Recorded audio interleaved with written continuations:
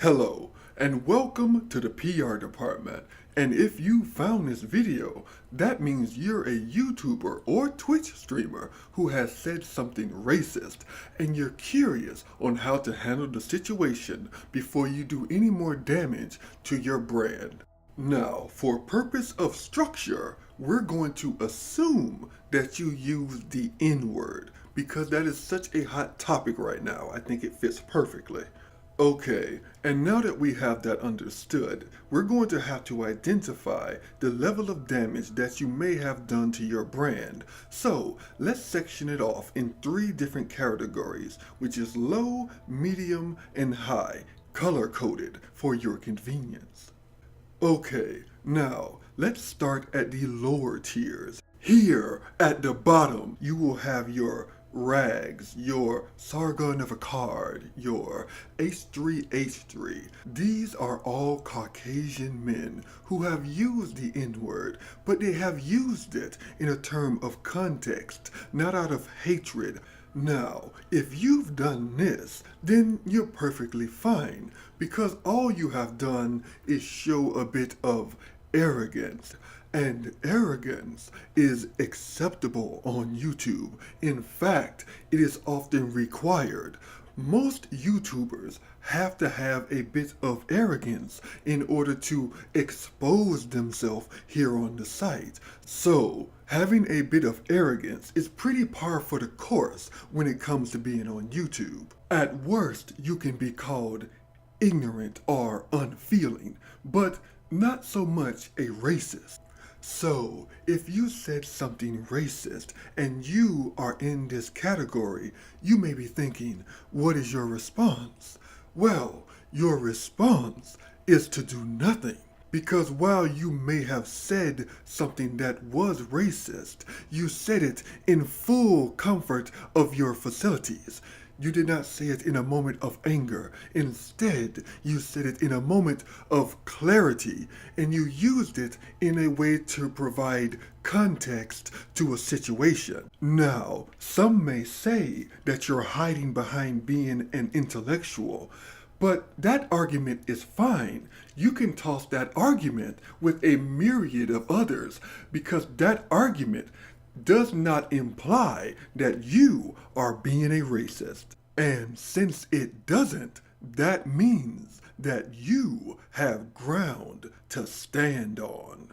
Now, let's move on until the medium damage range. Here you would have your Nick to a T and your PewDiePie, who used the N-word in a moment of frustration, in a moment of anger. They used it as a derogatory term towards a person who had upset them.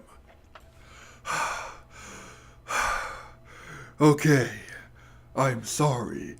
My AC unit went out, and it is quite hot in here now, but I shall persevere and finish the video. Anyway, back on topic. If you find yourself in the situation of a Nick 2AT or a PewDiePie, then don't worry, because there is a way out. There is a light at the end of the racist tunnel.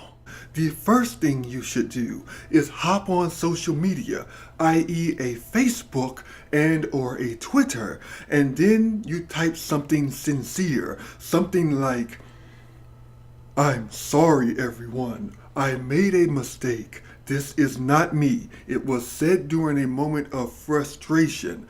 I am trying to make myself a better person, and it is a learning process. Now, do not put a winky face at the end of your statement. I repeat, do not put a winky face at the end of your statement. You are putting out the statement to show compassion, understanding, and sincerity. So, do not ruin it by putting a winky face at the end. Now, afterwards, you will make a video pretty much just reiterating what you said in your Twitter and or Facebook statement. Except now we will have key things to work on. Whereas in a normal video, you're supposed to make eye contact with the camera so that your audience knows that you're speaking directly to them. But occasionally, you will want to look away from the camera, preferably in a downward direction, to show shame and regret, things that the internet will latch on to, and you can win the sympathy of your audience. Now, if you follow these directions, you will make it out of the racist tunnel with just the minimal amount of damage done to your brand. Okay, and now we move on unto the final stage of the racist YouTuber. And to be fair, I did find some, but they were kind of underage, so I will not show their pictures or give their names. And yes, there were some that were overage, but that particular person danced around with a towel on his head, so it was either hyperbole or he was clinically insane. So, what I shall do is just tell you what has happened to certain people who became extremely racist on social media. Well, the internet decided to pretty much hunt them down and get them fired from their jobs and interfere so much with their life that it became practically unlivable. And I do not want that. God, it's so hot! So hot!